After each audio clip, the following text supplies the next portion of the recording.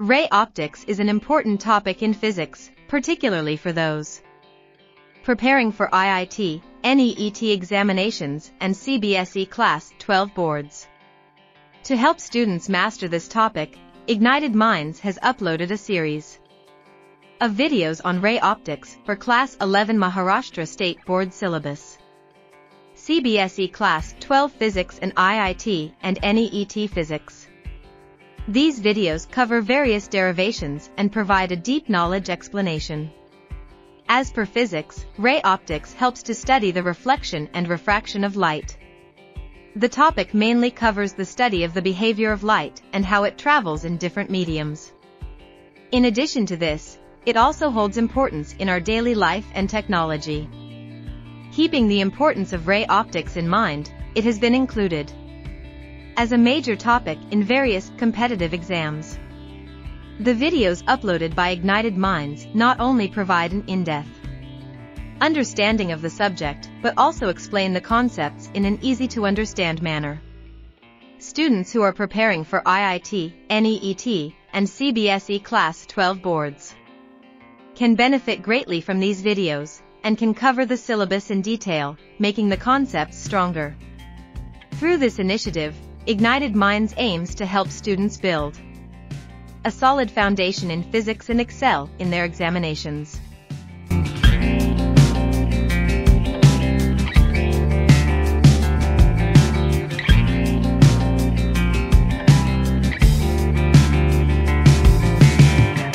We will continue with refraction today. Reflection is almost done. ठीक है, आपका जो भी डाउट्स है I will clarify. मैं वहाँ पे आपका सोल्यूशन भी भेजूंगा. Please refer to the solution and check it out.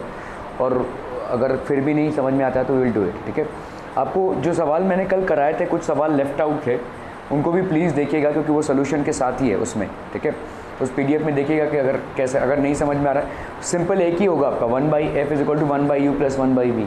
इसी से आप सारा तमाम सॉल्व करेंगे. और कहाँ पे क्या कार्टेशियन सिस्टम लगाना है, किस साइन के साथ लगाना है, वो बहुत ज़्यादा मैटर करता है. ठीक है, ओके. हाँ हाँ, क्या क्या मिरर वाला मतलब ये वाला, इसमें मिरर है लेकिन फॉर्मूला तो सेम ही यूज किया है. एक तो तेरी राइटिंग बाप रे.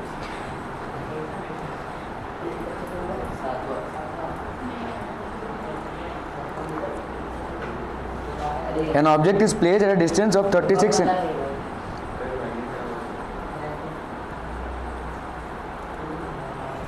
ठीक है, देख लेते हैं.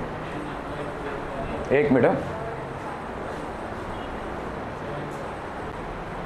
ओके पीपल, यहाँ पे देखो, N object is placed eight a distance of 36 centimetre from a convex mirror. एक कोई कॉन्वेक्स मिरर है. ठीक है, और यहाँ पे हमने भाई साहब ऑब्जेक्ट को कहाँ पे प्लेस किया है, at a distance of 36 centimetre.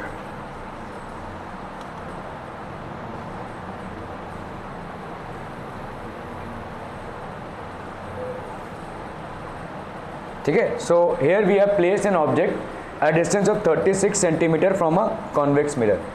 तो आपका पैसा भी एक कॉन्वेक्स मिरर होगा. This will be a convex mirror. ये हो गया भाई साहब आपका convex mirror. This is basically a convex mirror. इस an object is placed at distance of 36 centimetre. 36 centimetre से भाई साहब आपने रखा है इस एक ऑब्जेक्ट को. ठीक है, सो लेट्स से दिस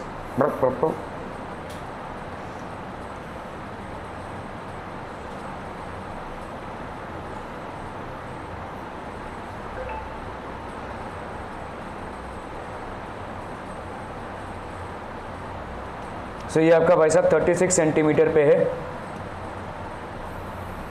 रे of light parallel to the principal axis after reflection will appear to be passing from the focus. तो भाई साहब आफ्टर रिफ्लेक्शन ले लेते हैं हम, will be appearing to be passing from the focus. तो अगर हम भाई साहब यहाँ पे फोकस को कंसिडर करें तो यहाँ पे कहीं पे होगा.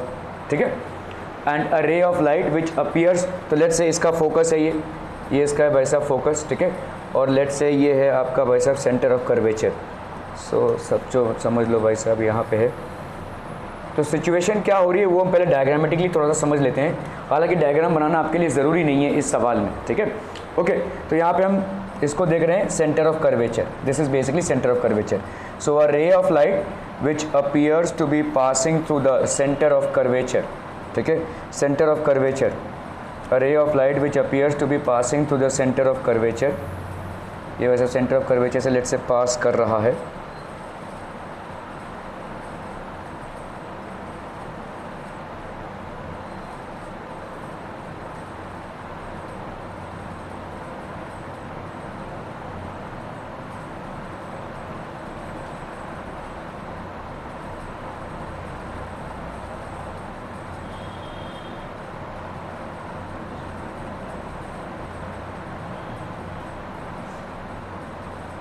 ये सेंटर ऑफ कर्वेचर से पास कर रहा है, ठीक है, क्लियर है।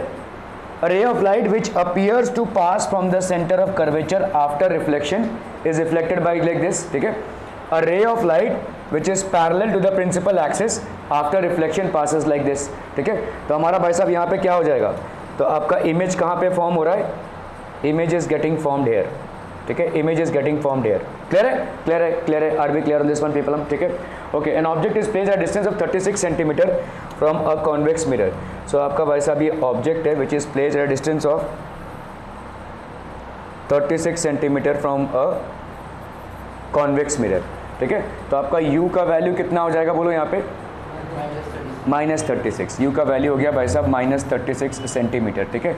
और बोलो भाई साहब आपका यहाँ पे -36 सेंटीमीटर हो गया। अभी बताओ भाई साहब v का वैल्यू, v यहाँ पे क्या होगा, पॉजिटिव होगा, f की वैल्यू कितनी हो जाएगी, an object is placed distance of 36 from a plane mirror is placed in between so that the two virtual images form coincide. अभी देखो कोइंसाइड मतलब क्या है, प्लेन मिरर यहाँ पे कहीं पे रखा हुआ है ऑब्जेक्ट और इसके बीच में कहीं पे, ठीक है, प्लेन मिरर का, ठीक है, plane mirror is placed so that virtual if the plane mirror is a distance of 24 centimetre from the object, तो 24 सेंटीमीटर फ्रॉम द ऑब्जेक्ट से है भाई साहब यहाँ पे, तो लेट्स से प्लेन मिरर है इधर से 36 है ना, तो 24 सेंटीमीटर, ये ऑब्जेक्ट है ना भाई साहब, तो यहाँ पे रखा हुआ है प्लेन मिरर कहाँ पे, 24 सेंटीमीटर फ्रॉम द ऑब्जेक्ट, ठीक है।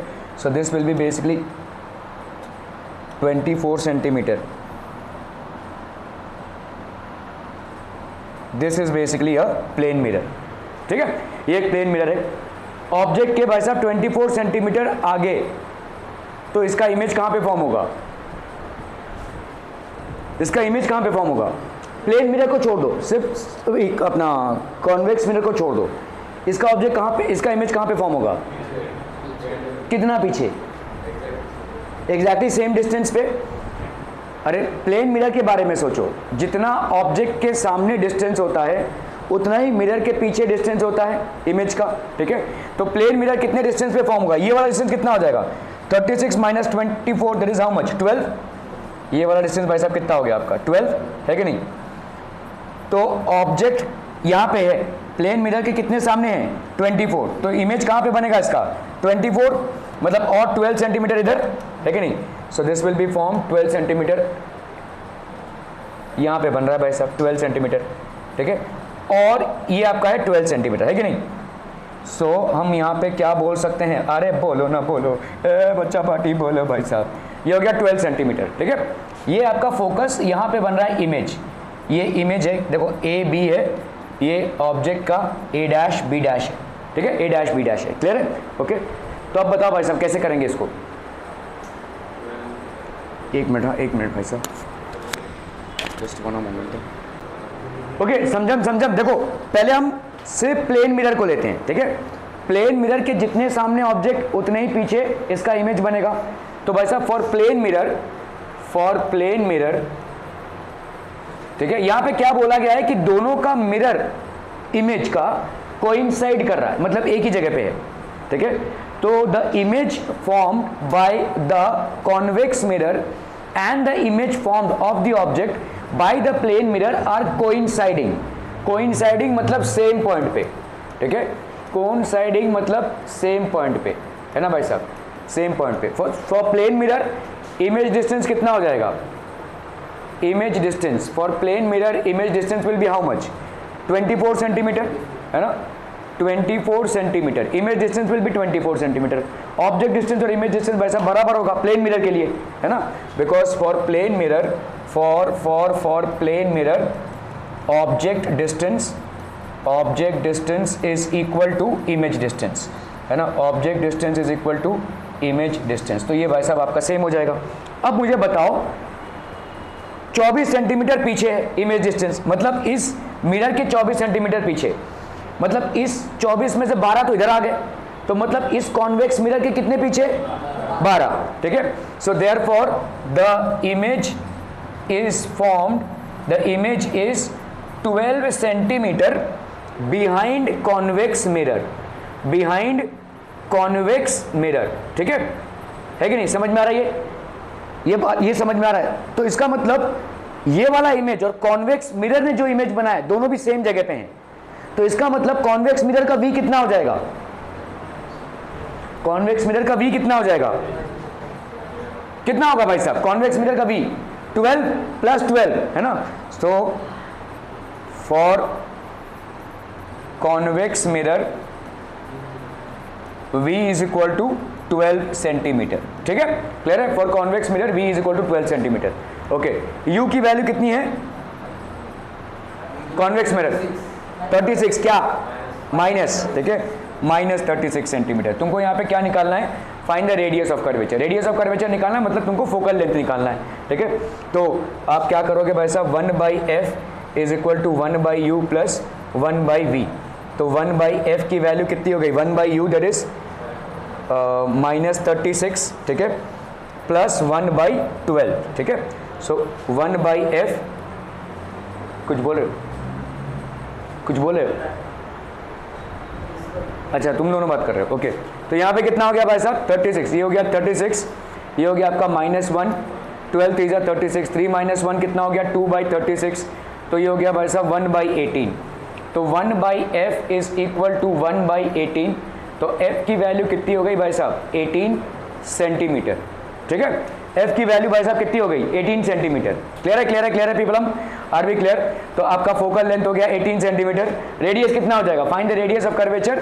तो radius of curvature, radius of curvature that will be how much 2f, that is 36 centimetre. Clear hmm, okay okay okay, हाँ क्या बोल बोल, समझ में आया, ये कुछ नहीं करना है भाई साहब, आपको पहले ये प्लेन मिरर को उठाना है। प्लेन मिरर के कितने सामने हो रहा है, ये आपको बोला जा रहा है 24 सेंटीमीटर, तो ऑब्जेक्ट का जो इमेज है वो 24 सेंटीमीटर पीछे जाएगा। अभी प्लेन मिरर रखा है, यहाँ से कितना 24 सेंटीमीटर, तो यहाँ से कितना डिस्टेंस हो गया 12, तो 24 सेंटीमीटर पीछे इसका इमेज बन रहा है, और ये इमेज जो कॉन्वेक्स मिरर के इमेज से कोइंसाइड कर रहा है, कोइंसाइड मतलब दोनों का भी एक ही जगह पे बन रहा है। तो मतलब आपका ये वाला डिस्टेंस कितना हो गया भाई साहब 12 centimetre.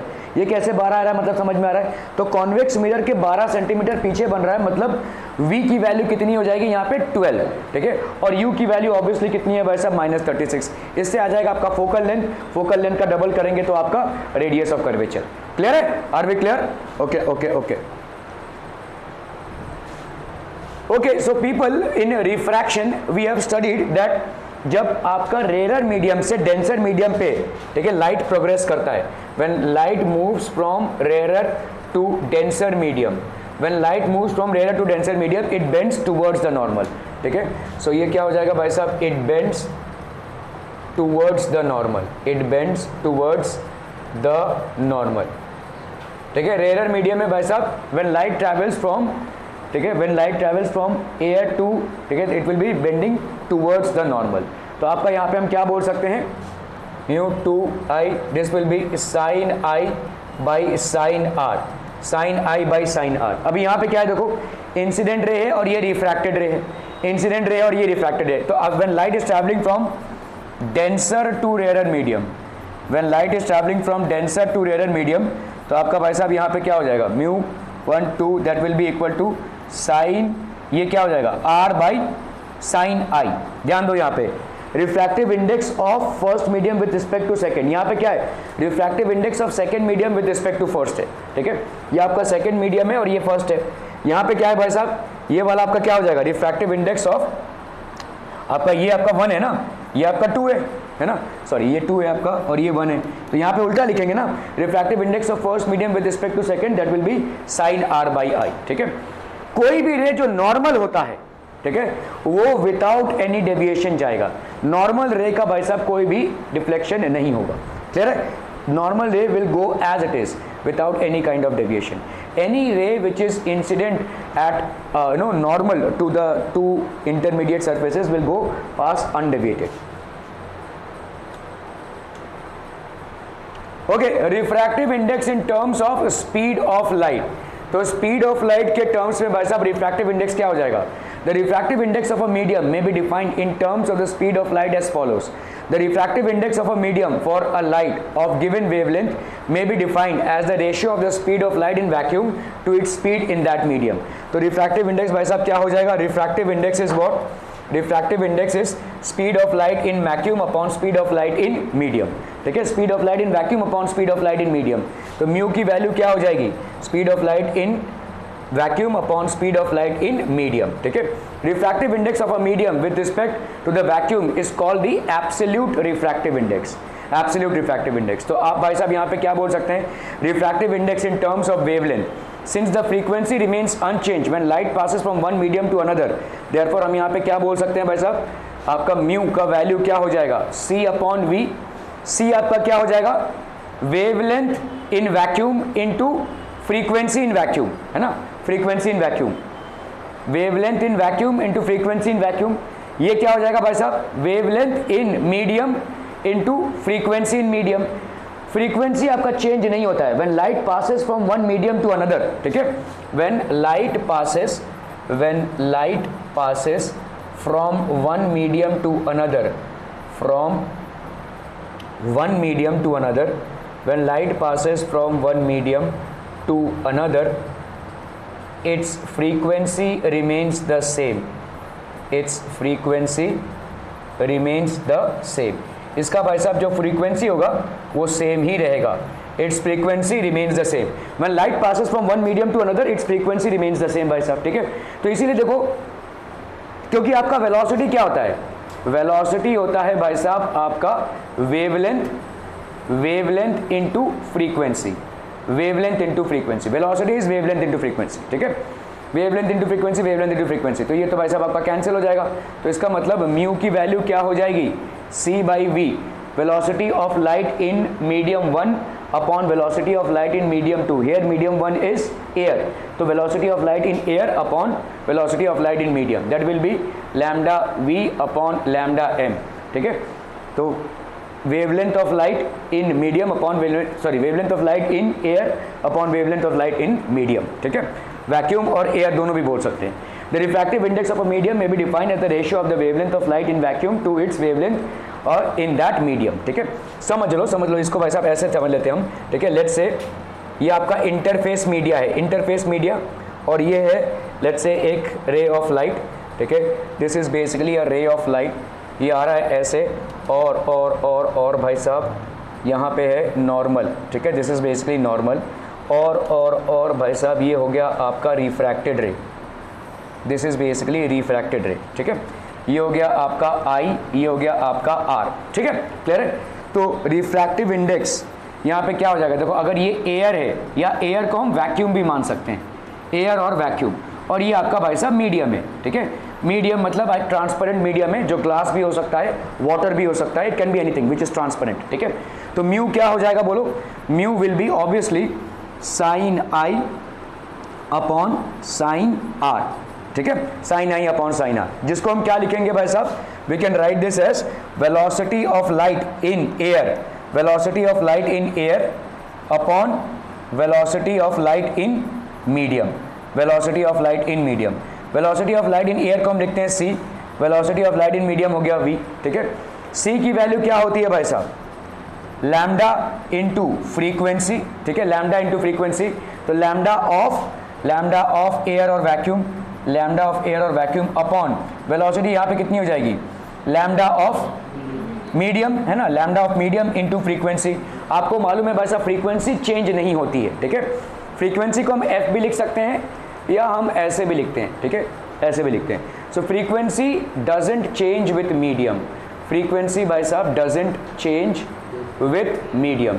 Frequency doesn't change with medium. ये भाई साहब मीडियम के साथ चेंज नहीं होती है. ठीक है, तो यहाँ पे क्या हो जाएगा बोलो? म्यू की वैल्यू हो जाएगी lambda.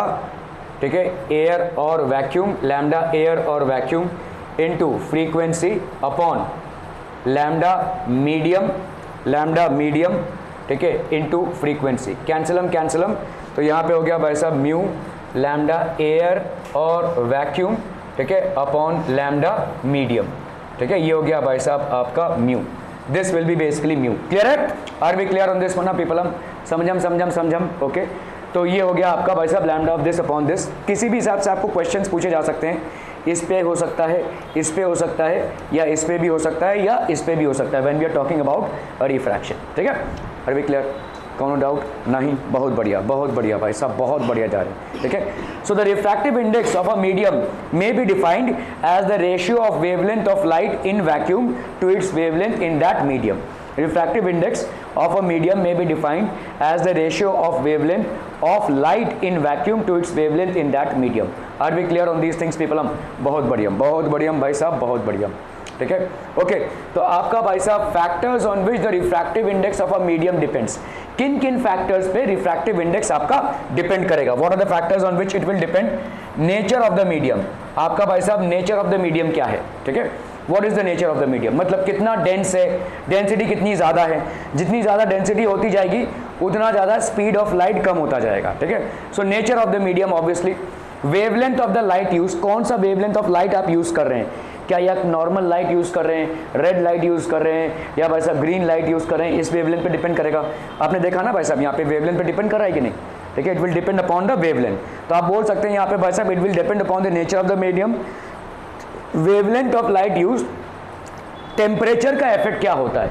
What is the effect of temperature? देखो, जब भी आप किसी चीज को टेम्परेचर देते हैं तो उसका वॉल्यूम बढ़ता है, वॉल्यूम बढ़ता है तो डेंसिटी कम होती है। जैसी डेंसिटी कम होगी तो आपका रिफ्रैक्टिव इंडेक्स इंपैक्ट हो जाएगा। ठीक है, the refractive index will impact. Clear है? ओके।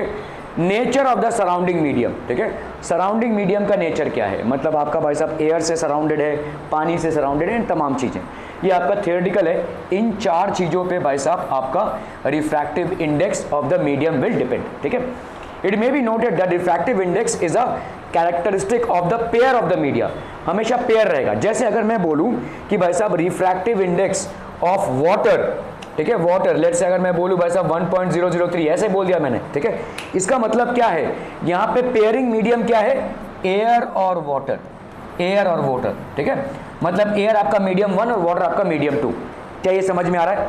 हमेशा रिफ्रैक्टिव इंडेक्स पेयरिंग मीडियम में होगा, और ज्यादा करके पेयरिंग मीडियम हमारा एक तरफा क्या होता है? एयर या वैक्यूम। ठीक है, तो pair of the media and also depends on the wavelength of light, but it is independent of the angle of incidence.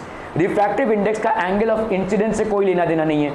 आप बोलोगे भाई साहब अभी तो आपने बोला कि आपने म्यू किया हुआ है sine I by sine R, कैसे आप बोल रहे हो कि एंगल ऑफ इंसिडेंस से डिपेंडेंसी नहीं है? ये आप डिपेंड तो कर रहा है भाई साहब साइन आई, तो कैसे आप बोलोगे कि ये डिपेंडेंट नहीं है? Tell me. रिफ्रैक्टिव इंडेक्स यहां पे बोला जा रहा है it doesn't depend upon the angle of incidence, it will depend upon the wavelength, it will depend upon the velocity of light, but will not depend upon the angle of incidence. तुम्हारा formula ये बता रहा है कि mu is equal to sin I by sin R. Sin I is the sine of the angle of incidence. So how are you saying that this will be independent? बोलिए भाई साहब। हाँ,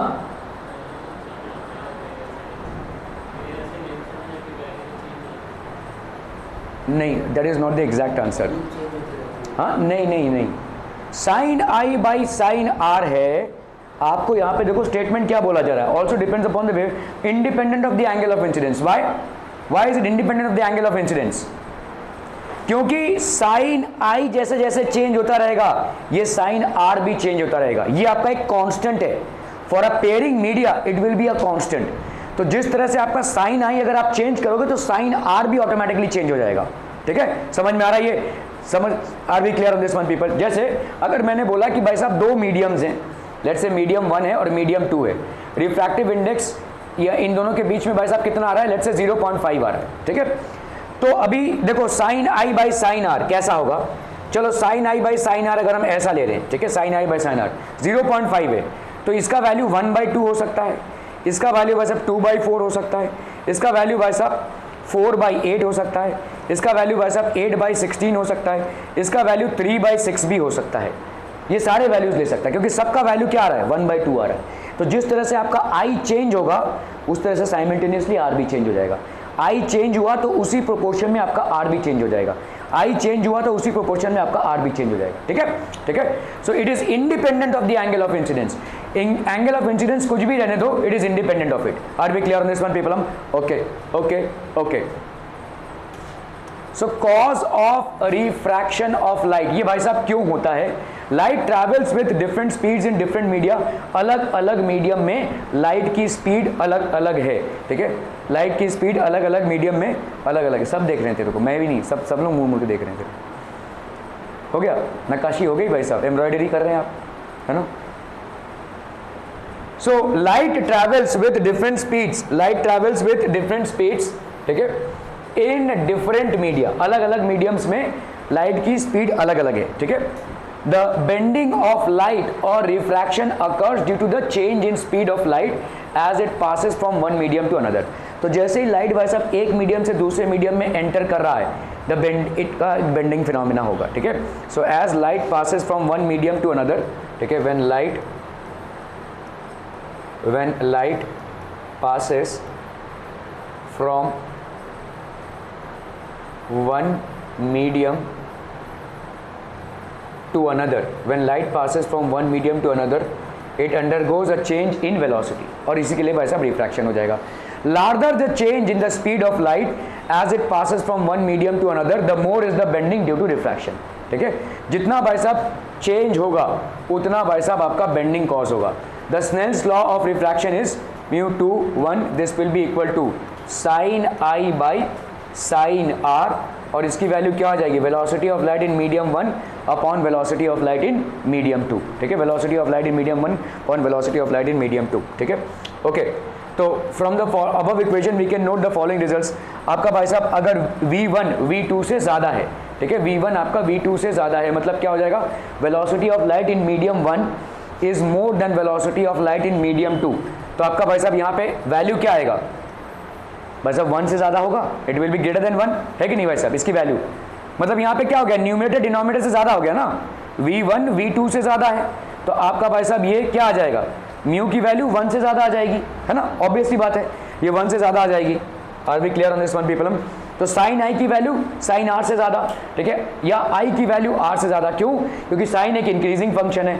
the refracted ray bends towards the normal, the medium 2 is said to be optically denser than medium 1. ठीक है, जैसे इसको समझ लेते हैं हम यहाँ पे, जैसे समझिए भाई साहब, यहाँ पे आपका, ठीक है, लेट्स से ये है एयर, लेट्स से हमने ले लिया यहाँ पे ये एयर है, ठीक है, और ये है हमारा वाटर. ठीक है, ओके. तो अभी आपका क्या हो रहा है यहाँ पे, जैसे ही रे ऑफ लाइट आया ये, ठीक है, और ठीक है, तो ये आपका जो रे ऑफ लाइट है ये बेंड होके ऐसे ये भाई साहब आपका बेंड होके ऐसे निकल रहा है. ठीक है, तो ये वाला एंगल कितना है भाई साहब, आई, ये वाला एंगल कितना है आपका, आर. ठीक है, आपने देखा कि म्यू की वैल्यू क्या हो जाएगी, क्योंकि हम एयर के साथ कंपेयर करें तो यहाँ पे 2 1 लिखने का कोई मतलब नहीं होता, सीधा म्यू लिखिए. ठीक है, जब तक आपका ऊपर वाला मीडियम एयर या वैक्यूम है तब तक आप सीधा सीधा म्यू लिख सकते हैं. ठीक है, सो म्यू की वैल्यू यहाँ पे क्या हो जाएगी, बोलो, sine I by sine R. इसको अलग अलग तरीके से अगर हम लिखें तो that will be velocity of light in air upon velocity of light in medium, मतलब c upon velocity of light in medium और वाटर. ठीक है, यहाँ पे हम लिख सकते हैं भाई साहब मीडियम, चलिए इसको हमने मीडियम मान लिया, वाटर की जगह पे let's say we take medium. ठीक है, ओके. अगर आपका बोला जा रहा है कि velocity of air, velocity of light in air is more than velocity of light in medium, तो इसका मतलब क्या हो गया, देखो न्यूमरेटर पोर्शन डिनोमिनेटर से ज़्यादा हो गया. जब भी भाई साहब आपका न्यूमरेटर डिनोमिनेटर से ज़्यादा होता है तो जो फ्रैक्शन होता है उसकी वैल्यू 1 से ज़्यादा होती है. समझो समझो भाई साहब, आपका 5/3 है, 5/3 यहाँ पे न्यूमरेटर डिनोमिनेटर से ज़्यादा है कि नहीं. ठीक है, इसकी वैल्यू कितनी होगी, 3 कर लो भाई साहब, 5 3 1 3. पहला तो आपका 1 से ज़्यादा होना ही होना है इसको. ठीक है, तो ये हो गया 3 6 18, क्लियर है. तो ये हो गया आपका कितना भाई साहब, इसका वैल्यू कितना हो गया, 1.66 अप्रॉक्सीमेटली हो गया, 1 से ज़्यादा हुआ ये. ठीक है, जब भी आपका न्यूमरेटर डिनोमिनेटर से ज़्यादा होगा आपका फ्रैक्शन का वैल्यू 1 से ज़्यादा होगा. तो अगर velocity of light in air is more than velocity of light in the medium obviously numerator denominator से ज्यादा हो गया, मतलब आपका क्या हो जाएगा, साइन आई साइन आर से ज्यादा हो जाएगा, ठीक है, साइन आई आपका साइन आर से ज्यादा हो जाएगा। तो sine of the angle of incidence will be more than the sine of the angle of refraction, ठीक है। अभी साइन आपका भाई साहब एक इंक्रीजिंग फंक्शन है, साइन एक आपका क्या है, इंक्रीजिंग फंक्शन है। साइन अगर इंक्रीजिंग फंक्शन है तो जो बड़ा होगा उसका एंगल बड़ा होगा, है ना। कॉस एक डिक्रीजिंग फंक्शन है, ठीक है, कॉस आपका एक डिक्रीजिंग फंक्शन होता है, लेकिन यहाँ पे एक इंक्रीजिंग फंक्शन है, तो हम सीधा सीधा बोल सकते हैं angle of incidence will be more than angle of refraction. और इसीलिए देखो bending of light is towards the normal, इसको कम करने के लिए it is towards the normal. तो यहाँ पे हम क्या बोलेंगे, therefore ray of light bends towards the normal, ठीक है, bends towards the normal, ray of light bends towards the normal. Clear है, समझ में आ रहा है ये। यहाँ पे हमने क्या क्या मीडियम लिया था, एयर और कोई मीडियम लिया था, एयर और वाटर लिया था पहले, तो यहाँ पे हम इसको बोल सकते हैं रेयरर मीडियम, और ये हो गया भाई साहब आपका डेंसर मीडियम। ये कॉन्सेप्ट आपका क्या बता रहा है कि when light passes from a rarer to a denser medium it will bend towards the normal. समझ में आ रहा है ये, हमने एयर और इसका एग्जाम्पल लिया था। अभी let's take the other example here, let's say हमारा भाई साहब यहाँ पे है, ये एक रे ऑफ लाइट है, ठीक है, लेट्स से अभी हम जा रहे हैं भाई साहब वाटर से एयर की तरफ, ठीक है, सो वाटर से एयर की तरफ जा रहे हैं, तो आपका देखो इधर समझ लो हमने नॉर्मल डाल दिया, ठीक है, ये एक रे ऑफ लाइट हो गया, let's say this is basically the ray of light and after refraction it will go like this. इसको कैसे प्रूव करेंगे भाई साहब, हम समझ लो अभी आपका आई ये हो गया, अभी आपका आर ये हो गया, ठीक है, क्लियर है, क्लियर है, क्लियर है, ओके। तो अभी आपका refractive index of water with respect to air होगा, this will be equal to how much people, hmm वही sine I by sine are, ठीक है। वेलोसिटी ये क्या हो जाएगा बोलो, velocity of light in water लिया हमने, लेट्स से मीडियम ले लिया हमने, velocity of light in medium upon velocity of light in air, क्योंकि अभी चेंज हुआ है देखो, है ना, okay, velocity of light in medium upon velocity of light in air. अभी बताओ वाटर और एयर में वेलोसिटी ऑफ लाइट किस में ज्यादा होगी, एयर में ज्यादा होगी, ठीक है। सो यहाँ पे आपका velocity of light in air is more than velocity of light in medium. तो यहाँ पे भाई साहब क्या हो रहा है, denominator is more than numerator, तो फ्रैक्शन की वैल्यू लेस देन 1 हो जाएगी भाई साहब, समझ में आ रहा है। जैसे तुम देखो यहाँ पे 1/2 इसकी वैल्यू कितनी होती है 0.5, is it less than 1, yes it is, ठीक है। जैसे मान लो 2/3 इसकी वैल्यू कितनी होती है 0.66 approximately, again this is less than 1। जहाँ पे भी भाई साहब आपका न्यूमरेटर डिनोमिनेटर से छोटा होगा फ्रैक्शन की वैल्यू 1 से लेस होगी, ठीक है।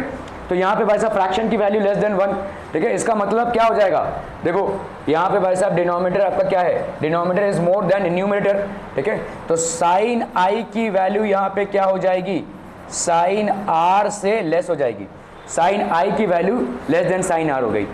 तो अभी इसका मतलब since sine is increasing function तो आई की वैल्यू आर से लेस हो गई, मतलब देखो यहाँ पे आई और ये आर ज्यादा बड़ा होगा, ठीक है। इसी को हम इंटरप्रेट करके क्या बोलेंगे, when light travels from a denser to a rarer medium, when light travels from a denser to a rarer medium when light travels from a denser to a rarer medium it bends away from the normal,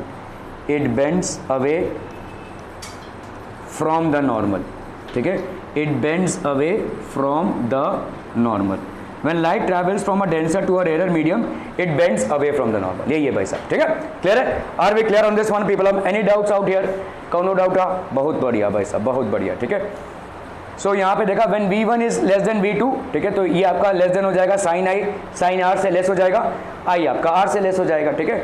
so the medium it be optically rare medium, hence a ray of light bends away from the normal as it refracts from a denser to a rare medium. तो rare से denser में bend towards the normal, denser से rare में bends away from the normal, ठीक है, simple, okay okay okay okay. Principle of reversibility of light, ठीक है, जैसे मैंने कल आपको बताया था, इसको हम बेसिकली और क्या बोलते हैं, ऑप्टिकल रिवर्सिबिलिटी ऑफ लाइट, ठीक है, इसको हम बोलेंगे भाई साहब optical reversibility of light, optical reversibility of light, optical reversibility of light. तो यहाँ पे क्या बोला जा रहा है, the principle states that if the final path of a ray of light after it has suffered several reflections and refractions is reversed it retraces its path exactly. मतलब ये गया देखो ऐसे, समझ में आ रहा है, ये मीडियम 1 से मीडियम 2 में गया, कौन रेयर है कौन डेंसर है that is out of question, ठीक है। लेकिन अगर हम यहाँ से राइट को ट्रैवल कराएं तो ये उसी पाथ में जाएगा। समझ लो यहाँ पे कोई मिरर रख दिया तो आपको बराबर इधर से इमर्ज होता हुआ मिलेगा, ठीक है। That is called optical reversibility of light.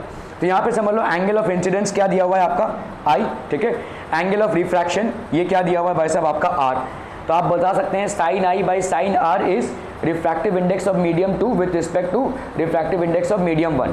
Refractive index of 2 with respect to 1 is sin I by sin R. Are we clear to this one people? हम ठीक है, ओके।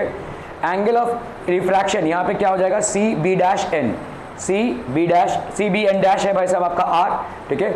और ए बी एन क्या है भाई साहब आपका आई, ठीक है, क्लियर है। अभी हम उल्टी तरफ जा रहे हैं, मतलब इधर से ले रहे हैं, ठीक है। तो यहाँ पे क्या हो जाएगा देखो, refractive index of medium 1 with respect to 2, ये क्या हो जाएगा, इसके लिए तो ये हो गया ना साइन आर बाई साइन आई, उल्टा होगा। ये समझ में आ रहा है भाई साहब। देखो इधर जब आप आ रहे थे तो refractive index of second medium with respect to first sine I by sine R. जब इधर से आप जा रहे हैं refractive index of first medium with respect to second that will be sine R by sine I. Clear है, clear है, clear है, क्लियर है भाई साहब। इधर से ले रहे हो तुम, भूल जाओ कि भाई साहब इधर से लाइट आया भी था, ठीक है, ओके। सो अभी आप दोनों को मल्टीप्लाई कर दो, ये वाला इक्वेशन और ये वाला इक्वेशन मल्टीप्लाई करो, तो sine I by sine R into sine R by sine I will be refractive index of second medium with respect to first into refractive index of first medium with respect to second। ये दोनों भाई साहब cancel होकर आपको क्या दे देंगे, 1 refractive index of second medium with respect to first into refractive index of first medium with respect to second will be equal to 1। तो आप भाई साहब इसको इधर डालो या इसको इधर डालो, 1 will be the reciprocal of other, ठीक है। So the refractive index of medium 2 with respect to 1 is reciprocal of the refractive index। मतलब आप क्या लिख सकते हैं यहाँ पे, refractive index of second medium with respect to first will be equal to refractive index of first medium with respect to second। और यहाँ पे क्या लिख सकते हैं, refractive index of first medium with respect to second will be equal to refractive index of second medium with respect to first, ऐसा भी लिख सकते हैं, ठीक है। क्लियर है, क्लियर है, क्लियर है। एक दूसरे के रेसिप्रोकल्स होंगे ये, ठीक है। और ये इसलिए हो रहा है क्योंकि due to path of reversibility of light. Okay, यहां पे देखो आपका एक रे ऑफ लाइट है, एक ग्लास स्लैब है, इधर से रिफ्रैक्शन होता हुआ ये निकल रहा है। तू भाई साहब एम्ब्रॉयडरी का काम कर रहा है वहां पे, नहीं लिख रहा है, अच्छा ठीक, नो प्रॉब्लम, ठीक है। तो लग रहा है मेरे को एम्ब्रॉयडरी कर रहा है, ओके। तो आपका भाई साहब यहाँ पे रे ऑफ लाइट है, ये इधर से गया R1 हो गया, ये भाई साहब I2 हो गया और ये लैटरल डिस्प्लेसमेंट हो गया। स्नेल्स लॉ से हम क्या बोल सकते हैं भाई साहब, sine I1 by sine R1 glass with respect to air, second with respect to air. For refraction at face कौन सा भाई साहब, इस वाले SR में sign I2 by sine R2, ठीक है। ये आपका एंगल ऑफ इंसिडेंस और R2, this will be air with respect to glass, और हमको मालूम है ये होता है साइन I बाई R1, ठीक है, is equal to 1 because as PQ is parallel to SR। तो आपका PQ यहाँ पे SR के पैरेलल है, तो sine I1 by sine R1 sine R1 by sine R2 is equal to this. तो sine I1 is equal to R2, I1 is equal to R2। तो समझ में आया नहीं, ओके ओके। चलिए भाई साहब देख लेते हैं इसको। यहाँ पे आपका एक ग्लास स्लैब है, ठीक है, let's say this is basically your glass slab, ठीक है। और ये आपका समझ लो ग्लास है, this is basically glass and this is what people are air. समझम समझम समझम, बहुत बढ़िया ना भाई साहब, ठीक है, ओके। तो आपका भाई साहब यहाँ पे रे ऑफ लाइट है एक, ठीक है, it is incident at a particular angle, और इसी रे ऑफ लाइट को, अरे भाई साहब क्या बोल रहा हूँ मैं, इसी रे ऑफ लाइट को अगर आप आगे लेकर जाते हो तो ये ऐसे जाना चाहिए था, समझम, ये ऐसे जाना चाहिए था। अगर ग्लास स्लैब नहीं होता था तो ऐसे जाता था, है ना। This is basically what your incident ray, Baba incident ray, it should have gone like this, ठीक है, ओके। अभी आपका यहाँ पे क्या है भाई साहब, नॉर्मल, लेट्स से ये हो गया आपका नॉर्मल,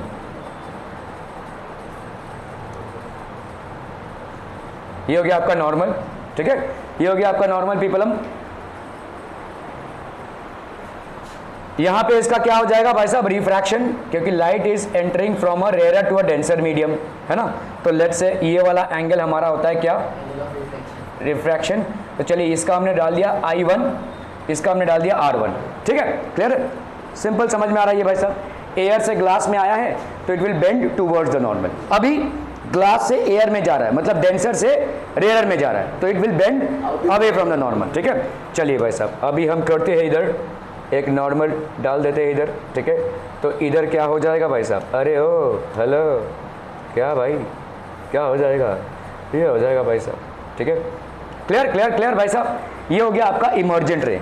तो लेट्स से हमने इस एंगल को बोला भाई साहब ई, इमर्जेंट एंगल है। ठीक है, ये वाला एंगल बताओ कितना होगा, बहुत ध्यान दो यहाँ पे। ठीक है, ये दोनों लाइंस आपको पैरेलल दिख रहे हैं कि नहीं, ये वाला लाइन और ये वाला लाइन पैरेलल है कि नहीं। ठीक है, समझ में आ रहा है भाई साहब, देखो इस वाले लाइन को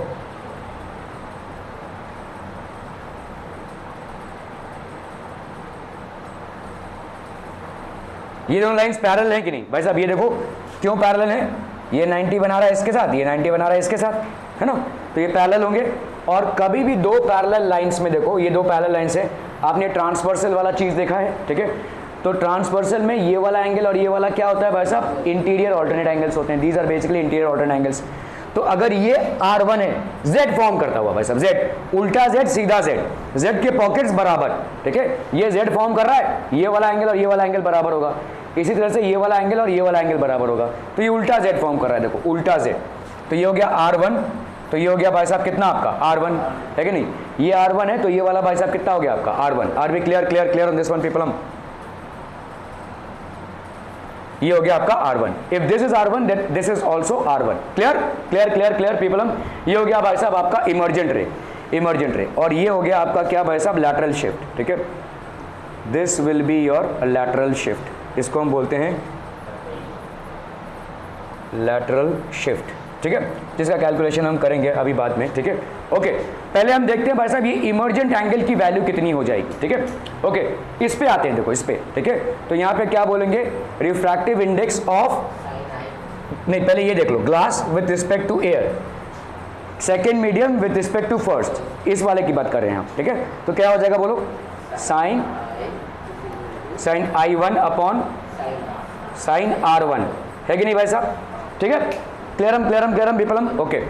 अभी हम आते हैं इस पे, यहां पे क्या हो रहा है, ग्लास से जा रहा है एयर में, तो यहां पे क्या लिखोगे बोलो, refractive index of air with respect to glass, है ना, सेकेंड मीडियम को हम उधर लिखते हैं, तो refractive index of air with respect to glass, this will be equal to how much, यहां पे ये एंगल ऑफ इंसिडेंस है, भले उसका नाम R1 है लेकिन ये एंगल ऑफ इंसिडेंस है, so this will be sine R1 upon sine I1 है कि नहीं, बोलो साइन, एक मिनट रखो।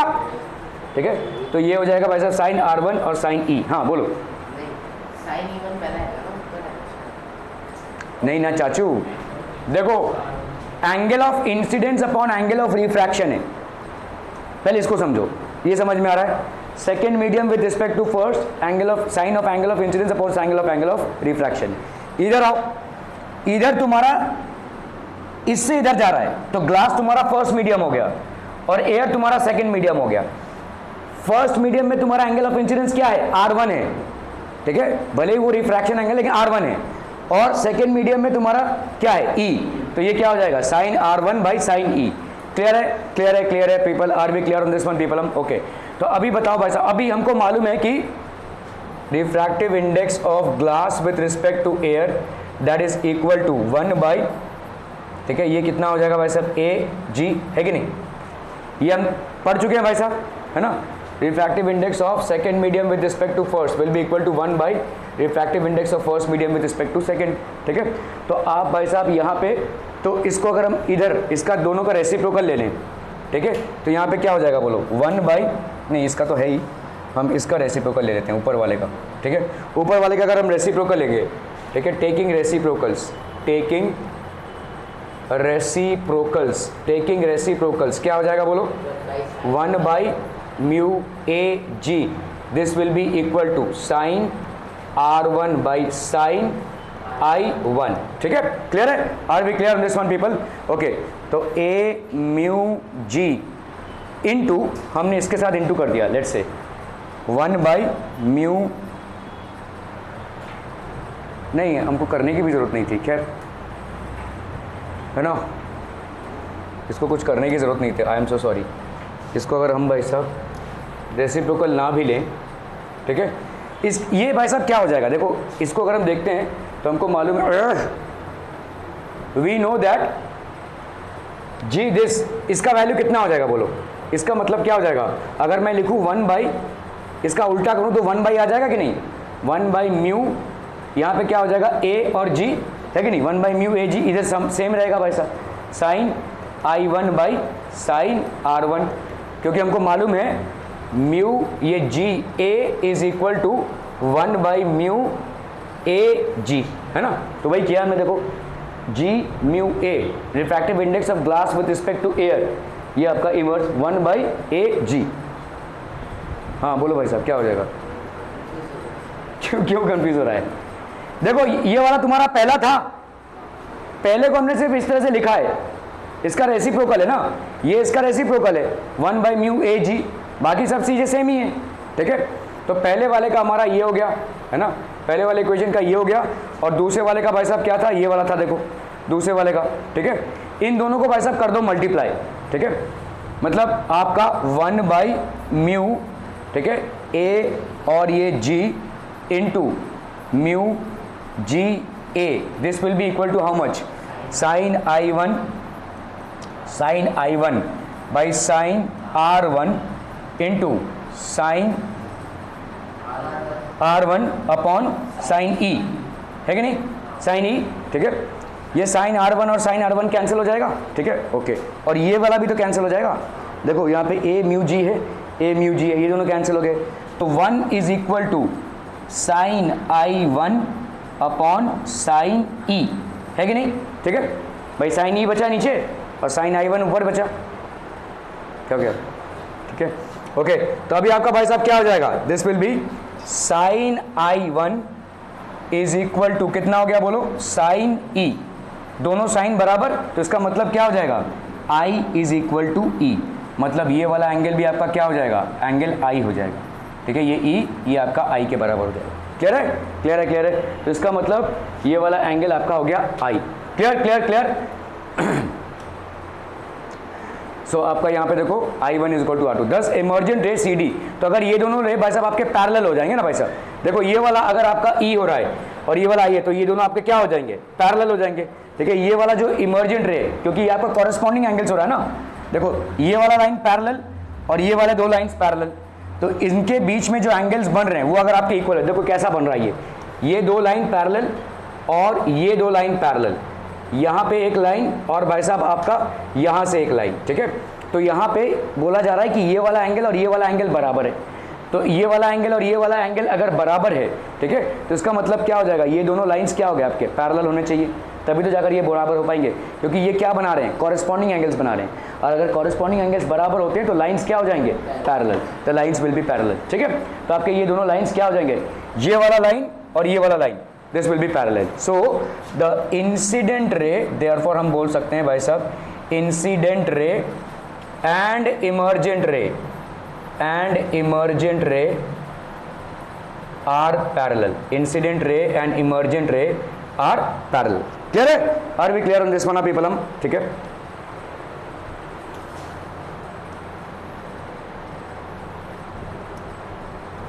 ओके, सो यहाँ पे देखो आपका समझ लो ये आपका I है और ये आपका भाई साहब है R, तो ये वाला एंगल कितना हो जाएगा I माइनस R, ठीक है, ओके, तो अभी अगर फ्रॉम ट्राइंगल BEC, ये वाला ट्राइंगल देखो BEC, हमने क्या किया है यहाँ पे भाई साहब, यहाँ से एक नॉर्मल इस पे डाला हुआ है, ठीक है, तो एंगल BEC मतलब आपका ये आपका हो गया X, मतलब लैटरल शिफ्ट जो है X बाई BC, X देखो X हो गया ये perpendicular upon hypotenuse, that will be sine I minus R, तो x की वैल्यू क्या हो जाएगी BC sine I minus R, ठीक है, ओके, ये समझ लो थिकनेस है इसका, ओके, इन ट्राइंगल BFC, ये B है ये F है, देखो BFC, यहाँ पे क्या लिख सकते हैं हम, ठीक है, base upon hypotenuse, that is BF upon BC, BF upon BC is equal to cos R, तो BC की वैल्यू क्या हो जाएगी, BC की वैल्यू हो जाएगी भाई साहब आपका कितनी, BF बाई कॉस R, ये हो गई भाई साहब BC की वैल्यू, ठीक है, तो BC की जगह पे हम क्या लिख सकते हैं, BF की वैल्यू कितनी है यहाँ पे T अपॉन कॉस R, तो X की वैल्यू क्या हो गई, देखो BC की जगह पे हम लिखेंगे T by cos R sine I minus R, इस वहाँ उस दिन हमने यहाँ तक प्रूव किया था, लेकिन सब गुलमुल हो गया है ना, ओके, क्योंकि घर में जाकर रिवाइज नहीं करते हैं आप, देखो ये साइन ए माइनस बी है, तो sign A cos B minus cos A sine B. तो यहाँ पे आपने क्या लिया है भाई साहब, साइन आई, और आपने क्या ले लिया है, कॉस आई माइनस, देखो यहाँ पे कॉस आर है, कॉस आर से अगर मैं इसको मल्टीप्लाई करूँ तो बचेगा साइन आई, ठीक है। तो आपका यहाँ पे कॉस आर, अभी हमको मालूम है म्यू क्या होता है, sine I by sine are, ठीक है, sine I by sine R. यहाँ हम लिख सकते हैं साइन आर की वैल्यू क्या है, साइन आई बाई म्यू। तो कॉस आर को क्या लिख सकते हैं हम, यहाँ पे कॉस आर है, cos R can be written as 1 minus sine square R, ठीक है। तो 1 माइनस साइन स्क्वायर आर मतलब कितना हो जाएगा, sign square I by mu square. तो साइन आई माइनस दिस, ये आपका थोड़ा सा लंबा फॉर्मेट है, अगर आप इसको ऐसे याद रख सकते हैं तो वेल एंड गुड, वरना यहाँ तक काफ़ी है, ठीक है, यहाँ तक ही काफ़ी है basically, that is more than enough, ठीक है। ये बहुत लंबा चौड़ा फॉर्मूला है, ठीक है। देखो इसमें कुछ नहीं कर रहे हैं हम, यहाँ पे टी साइन आई कॉस, मैं समझा दूंगा आपको इसको, sine I by sine R हो गया, म्यू कितना हो गया, साइन आर। तो जहाँ पे भी साइन आर है उसको हम रिप्लेस कर रहे हैं किससे, साइन आई बाई म्यू से।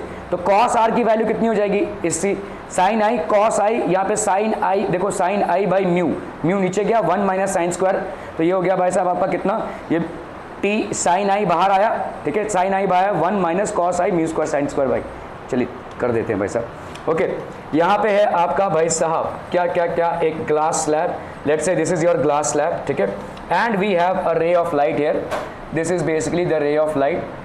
और ये रे ऑफ लाइट कैसे जाता था भाई साहब, रे ऑफ लाइट जाता था, this would have been the emergent ray, ये भाई साहब होता था आपका इमर्जेंट रे, है ना, रे of light would have gone undeviated, ठीक है। तो अभी रे ऑफ लाइट कैसे जा रहा है भाई साहब, how is the ray of light going,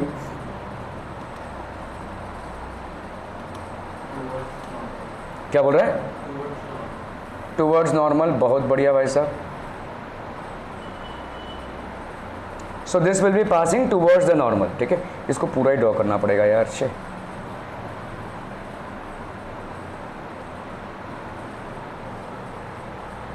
तो यहाँ एक नॉर्मल बना लेते हैं, ठीक है।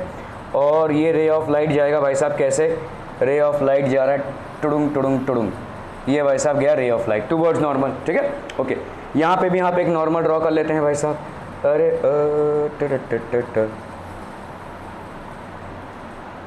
यहाँ पे भी लेट से हमने एक नॉर्मल ड्रॉ कर लिया, ठीक है। ओके अभी ये रे ऑफ लाइट भाई साहब कैसे जाएगा, ये रे ऑफ लाइट भाई साहब इसके पैरेलल ही निकलेगा, ठीक है, कौन से रे के लाइट, ये वाले के पैरेलल निकलेगा, ठीक है। ओके सो अभी भाई साहब हमने माना ये क्या है, आई, ठीक है, अगर तुमने इसको आई माना, ये कितना हो गया बोलो, आर, ठीक है, क्लियर है। ओके यहाँ से तुमने इसमें एक परपेंडिकुलर डाल दिया, अरे क्या कर रहे हो तुम भाई साहब, क्या कर रहे हो, यहाँ से तुमने एक परपेंडिकुलर डाल दिया इस पे, ये हो जाएगा तुम्हारा डिस्टेंस बिटवीन देम, इसी को हम बोलेंगे लैटरल शिफ्ट, ठीक है। So let's say this lateral shift बच्चा पार्टी इज एक्स, ठीक है, this lateral shift is X, are we clear on this one people. और यहाँ पे हो गया भाई साहब आपका थिकनेस टी,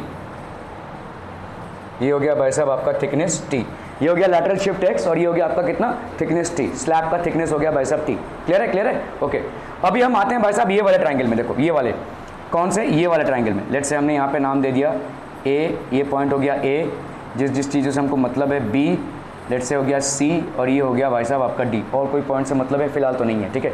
चलिए यहाँ पे इन ट्रायंगल एडीसी में आते हैं, ठीक है, इन अ ट्रायंगल कौन सा बच्चा पार्टी, एडीसी में। तो ये देखो आई है, ये आर है, बाप रे भाई साहब दो बोतलें गिर गई इधर, ठीक है। ये हो गया भाई साहब आपका आई, देखो ये वर्टिकली ऑपोजिट एंगल से, देखो कैसे जा रहा है, देखो ये वर्टिकली ऑपोजिट एंगल से, तो ये वाला पूरा एंगल कितना होगा, आई है कि नहीं, ये एक रे और ये एक रे, तो ये वाला एंगल आई, तो ये वाला एंगल आई होना चाहिए, इस आई का इतना हिस्सा क्या है, आर, तो बाकी का हिस्सा क्या हो जाएगा, अरे बोलना तो पड़ेगा ना भाई साहब, आई माइनस आर हो जाएगा। अच्छा बहुत बढ़िया भाई साहब, सब के सब एकदम धुरंधर लोग हैं यहाँ पे। ओके ये हो गया भाई साहब आई माइनस आर, ठीक है, क्लियर है, focus, i minus are, clear है, are we clear on this one people हम, ठीक है। ओके अभी हम आते हैं कौन से ट्रायंगल में, A D C, triangle ADC में, ठीक है। देखो ये परपेंडिकुलर अपॉन हाइपोटेन्यूज, ध्यान से देखो, परपेंडिकुलर अपॉन हाइपोटेन्यूज क्या हो जाएगा, साइन आई माइनस आर, ठीक है। So in triangle ADC perpendicular upon hypotenuse, ये वाला एंगल साइन, इसका एंगल है कि नहीं, साइन आई माइनस आर, भाई साहब साइन थीटा क्या होता है, परपेंडिकुलर अपॉन हाइपोटेन्यूज, यहाँ पे साइन थीटा मतलब ये वाला एंगल परपेंडिकुलर अपॉन हाइपोटेन्यूज, ठीक है। परपेंडिकुलर यहाँ पे क्या है बोलो, सी डी, हाँ एक्स होगा, सी डी अपॉन ए सी, ऐसा लिख सकते हैं कि नहीं, C D upon A C is equal to sine I minus are. Clear है, क्लियर है, ओके भाई साहब, ओके। अभी सी डी की वैल्यू कितनी है, लैटरल शिफ्ट है, तो एक्चुअली में एक्स जो है वो है आपका लैटरल शिफ्ट, ठीक है।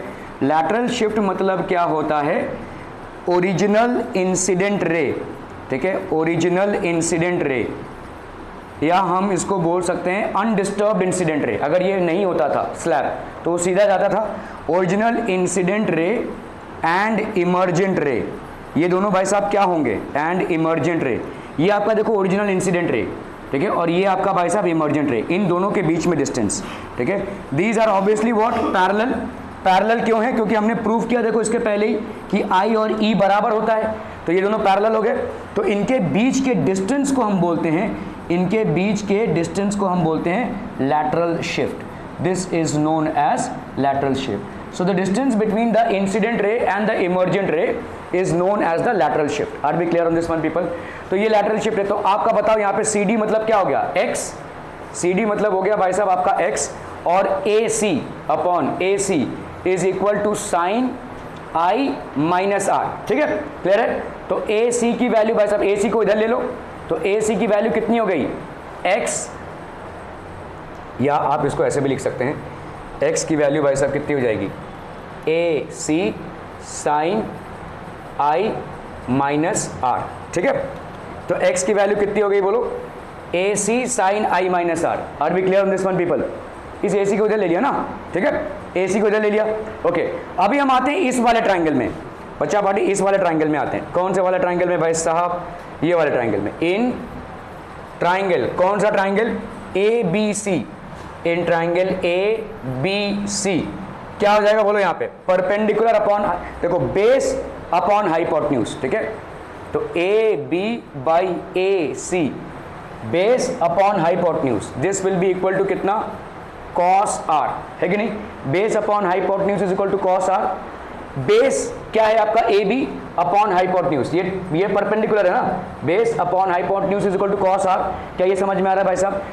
अच्छा, ए बी मतलब क्या हो गया, टी, है कि नहीं। तो T by A C is equal to cos R, ठीक है, ऐसा लिख सकते हैं। इस ए सी को भाई साहब इधर ले लो, ये ए सी हो गया, और ये हो गया आपका कितना, टी बाई कॉस आर, ठीक है, टी बाई कॉस आर। चलो भाई साहब, अरे चलना तो पड़ेगा ना भाई साहब, ठीक है। तो ये हो गया आपका इक्वेशन नंबर 1, ये हो गया भाई साहब आपका इक्वेशन नंबर 2, ठीक है। अभी आप क्या करो, इन दोनों इक्वेशन में ए सी के वैल्यू को सब्स्टिट्यूट कर दो। आपने इक्वेशन 2 से ए सी की वैल्यू निकाली है कि नहीं, आपने इक्वेशन 2 से ए सी की वैल्यू निकाली है, यही ए सी की वैल्यू इसमें डाल दो, ठीक है। तो हम यहाँ पे लिखेंगे भाई साहब, substituting the value of AC, the value of AC from equation 2 to 1, equation 2 in 1, समझम।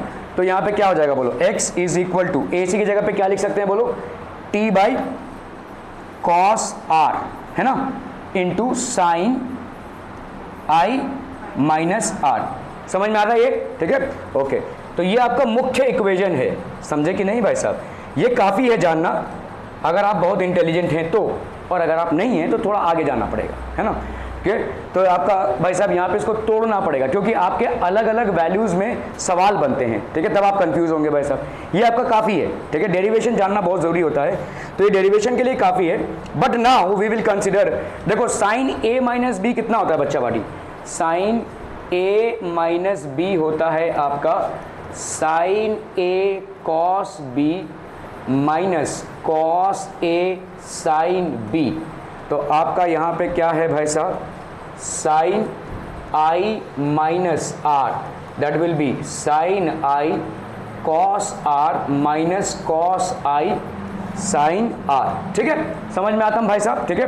तो इसको हम क्या लिख सकते हैं, x is equal to T by cos R, और यहाँ पे क्या हो जाएगा बोलो, sine I cos R, sine I cos R minus cos I sine are, ठीक है, क्लियर है। तो यहाँ पे देखो cos r और cos r कैंसिल हो गया है कि नहीं, इसका समझ में आ रहा है ये, ठीक है।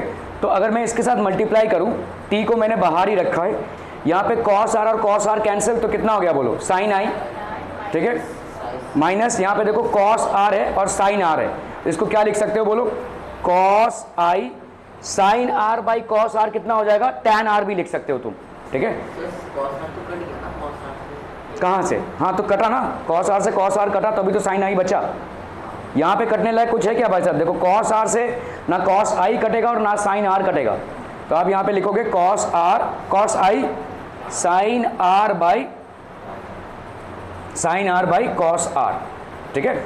इसको हम tan r भी लिख सकते हैं, मतलब आप क्या कर सकते हो, देखो बहुत सारे, ये आपका मुख्यतः फॉर्मूला है, इसको आप लिखते ऐसा भी लिख सकते हैं, देखो x इक्वल टू टी, यहाँ पे हो गया sin i माइनस, अभी देखो sin r by cos r, cos i into tan r, ऐसा भी लिख सकते हैं भाई साहब, ठीक है। This can also be written as a formula. खैर ये भी भाई साहब आपका एक फॉर्मूला हो जाएगा, ठीक है। अलग अलग इक्वेशन है भाई साहब, ये सब एक ही चट्टे बट्टे हैं, ठीक है। खैर अभी हम इसको देखते हैं यहाँ पे, ठीक है। ओके, आपको मालूम है भाई साहब म्यू की वैल्यू क्या होती है, अरे बोलो ना बोलो, अरे ओ बाबा, म्यू की वैल्यू क्या होती है, sine I by sine R, है कि नहीं, ठीक है, sine I by sine R होता है, ठीक है। तो अगर आपने भाई साहब यहाँ पे ले लिया तो इसको हम ऐसे लिख सकते हैं, साइन आर की वैल्यू क्या हो जाएगी बोलो, साइन आई बाई म्यू, है कि नहीं, साइन आर की वैल्यू कितनी हो जाएगी, sine I by mu, clear है। इस साइन आर के जगह पे तुम ऐसा लिख सकते हो, साइन आई बाई म्यू, बिल्कुल लिख सकते हैं भाई साहब, ठीक है। तो एक और दूसरा रूपांतरण क्या हो जाएगा, रूपांतरण, हाँ बोलो भाई साहब बोलो, क्या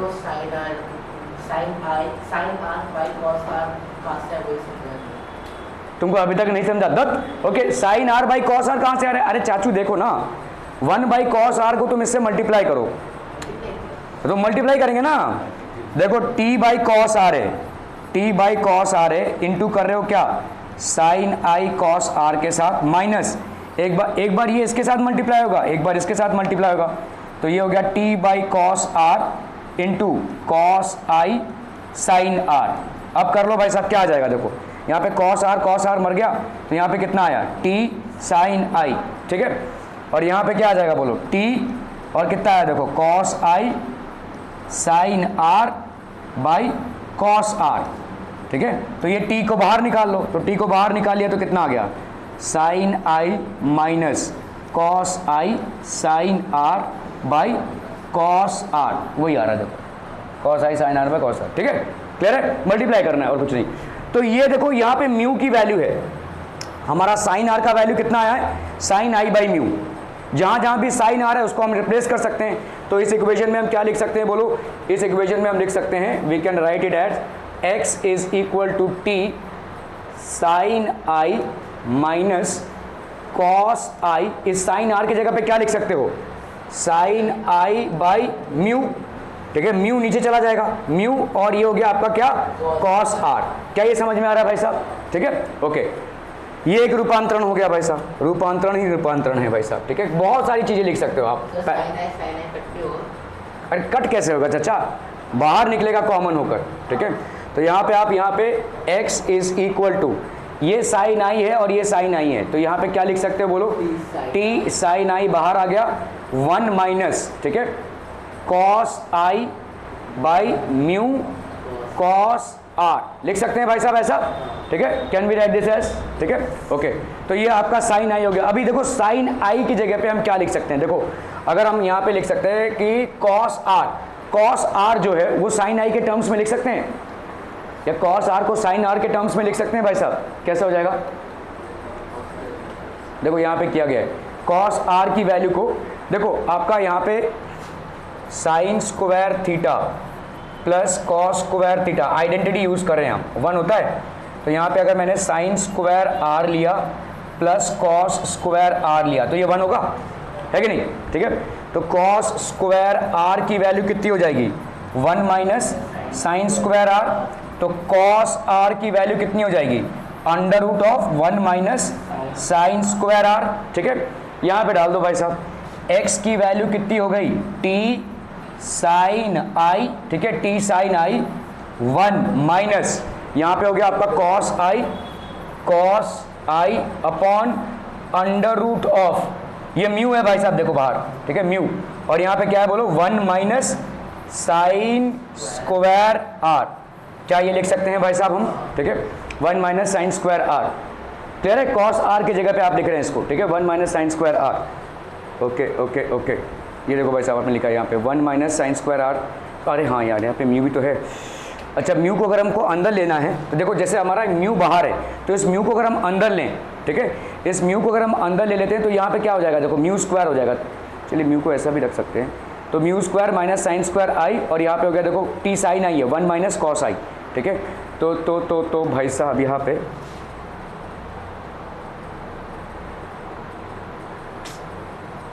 तो x की वैल्यू भाई साहब क्या हो जाएगी, t साइन आई, ठीक है, यहाँ पे आप क्या लिख सकते हो, देखो यहाँ पे 1 माइनस साइन स्क्वायर आर है ना, साइन स्क्वायर आर मतलब कितना हो गया, कॉस स्क्वायर आर है, ठीक है, तो अगर आपने देखो इसको ऐसे लिखा है, कॉस आर को आपने क्या लिया 1 minus sine square R, sine square R को क्या लिख सकते हैं, sine square I by mu square लिख सकते हैं, देखो यहाँ पे साइन स्क्वायर आर है ना, यहाँ पे देखो साइन आर की वैल्यू तुमने क्या ली थी, साइन आई बाई म्यू, ठीक है, तो साइन स्क्वायर आर की वैल्यू क्या होगी, sign square I by mu का स्क्वायर, ठीक है, कर लेते हैं भाई साहब यहाँ पे हम 1 minus cos I upon under root of 1 minus sine square I by mu square, ठीक है, तो ये हो गया आपका म्यू, ये हो गया आपका mu, 1 minus sine square R, 1 minus sine square I by mu square, ठीक है, क्लियर है, are we clear on this one people, ठीक है, so this will be how much, x will be equal to t sin i 1 minus, ठीक है, यहाँ पे हो गया आपका cos i अपॉन यहाँ पे क्या हो जाएगा म्यू, ठीक है, और इधर कितना हो गया बोलो, ये अभी ये म्यू स्क्वायर इंटू 1, तो ये हो गया म्यू स्क्वायर माइनस कितना है भाई साहब sign square I, sign square i, और नीचे कितना हो गया बोलो म्यू स्क्वायर, ठीक है, क्लियर है, ये म्यू स्क्वायर का अगर मैं अंडर रूट निकालूं तो कितना आएगा म्यू, ठीक है, तो यहाँ पे कितना हो गया बोलो, यहाँ पे हो गया आपका x is equal to T sine i, t sine i, यहाँ पे हो गया 1 माइनस कॉस आई, आप सिर्फ चीज़ों से खेल रहे हैं, यहाँ पे कोई नया डेरिवेशन नहीं है, साइन आई कॉस आई के साथ खेल रहे हैं, वरना यहाँ तक कहानी खत्म है, ठीक है, otherwise these are different ways, क्योंकि आपको अलग अलग वैल्यूज दिए सकती हैं, तो ये आप याद तो नहीं कर सकते, हाँ, लेकिन साइन आई और कॉस आई और म्यू का आपको रिलेशन मालूम है तो आप इसको निकाल सकते हैं, तो यहाँ पे हो गया कॉस आई, यहाँ पे बोलो कितना हो गया, ये म्यू है, हाँ म्यू कट जाएगा, बहुत बढ़िया भाई साहब, mu square minus sine square i upon mu, ठीक है, ये म्यू और म्यू भाई साहब कैंसिल, ठीक है, so this will be x is equal to T sine i 1 minus cos I by mu square minus sine square i, ठीक है, टी साइन आई 1 माइनस ये हो जाएगा आपका भाई साहब, ठीक है, देखो t mu square minus sine square i, इसका अंडर रूट है ना, इसका अंडर रूट मतलब रेज टू हाफ, ठीक है, ये देखो raise to half 1 minus cos i, और ये हो गया आपका टी साइन आई, ठीक है, क्लियर है, अभी अगर आप देखोगे यहाँ पे इफ यू कंसिडर दिस, अगर आप भाई साहब इसको देखो clearly x tends to a maximum value, जब i की वैल्यू 90 होती है, ठीक है, i की वैल्यू 90 मतलब साइन स्क्वायर i की वैल्यू कितनी हो जाएगी 1, साइन 90 की वैल्यू 1, तो साइन स्क्वायर i की वैल्यू क्या हो जाएगी भाई साहब 1, ठीक है, x की वैल्यू मैक्सिमम कब होगी, maximum i is equal to 90, i की वैल्यू 90 मतलब यहाँ पे क्यों बोल रहे हैं हम x की वैल्यू मैक्सिमम हो जाएगी, इसको मत देखो, इसको देखो, cos 90 की वैल्यू कितनी होती है 0, भाई साहब 1 में से कुछ माइनस कर रहे हो तो तुम्हारा वैल्यू घटेगा, लेकिन 1 में से तुम अगर 0 को माइनस करोगे तो कुछ घटा नहीं, ठीक है, तो यहाँ पे अगर 0 आ जाए, ये वाला फैक्टर अगर आपका 0 आ जाए, और वो कब आएगा जब i की वैल्यू कब हो 90, क्योंकि ऊपर आपका cos 90 आ जाएगा, cos 90 की वैल्यू 0, ठीक है, सो आपका x tends to a maximum value when i approaches 90, तो so that sine I is equal to 1, cos I is equal to 0, तो x maximum is equal to T sine 90, हमें समझ में आ रहा है भाई साहब, तब क्या हो जाएगा, तब हो जाएगा भाई साहब आपका x का वैल्यू क्या हो जाएगा टी साइन आई मतलब हो गया साइन 90, अंदर क्या हो जाएगा, अंदर 1 माइनस इसको पूरा ही 0 मान लो, बाकी सब करने की जरूरत ही नहीं है। साइन आई क्या हो गया, कॉस 90 तुम्हारा 0 होता है, तो अगर न्यूमरेटर तुम्हारा 0 आ गया तो ऑब्वियसली फ्रैक्शन की वैल्यू 0, तो सीधा 1 माइनस 0 लिखें, तो यहाँ पे t साइन 90 की वैल्यू 1, तो x की वैल्यू भाई साहब क्या हो जाएगी t, ठीक है। सो x मैक्सिमम मतलब आपका लैटरल शिफ्ट मैक्सिमम क्या हो जाएगा t। So displacement of the emergent रे can not exceed the thickness of the glass slab, ठीक है। ये आपको प्रूफ में आ सकता है कि डिस्पर्सन जो आपका इमर्जेंट रे का डिस्पर्सन है, ठीक है, डिस्प्लेसमेंट है, मतलब ये shift lateral shift can not be more than the thickness of the glass, ये इसकी मैक्सिमम वैल्यू। x की maximum value is thickness of the glass. Are we clear on this one people? हम समझ में आता हम, बहुत बढ़िया भाई साहब, बहुत बढ़िया। फोकस अपना इंटैक्ट रखिए भाई साहब।